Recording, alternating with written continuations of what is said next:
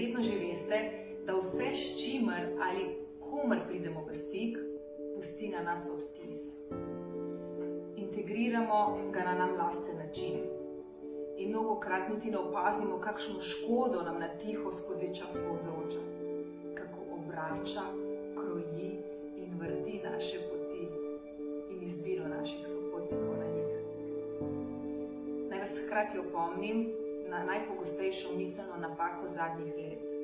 Mnogi se je ne zavedajo in v sveti želji po sledenju svetovnim trendom in voditeljem vozijo po krožiščih življenja.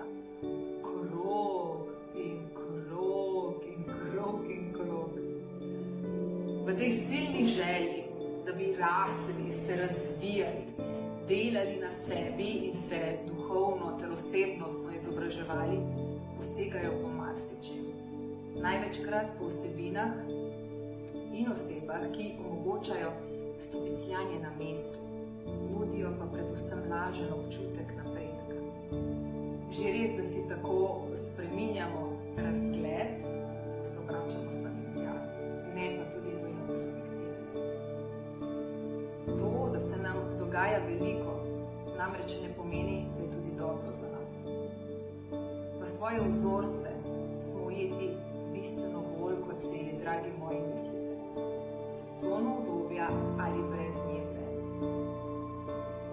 Mnogokrat bi bilo najboljše izkoristiti svoj čas za to, da se ustavimo, umirimo, si ogledamo kakšno dobro komedijo ali preberemo izvrsten erotični roman.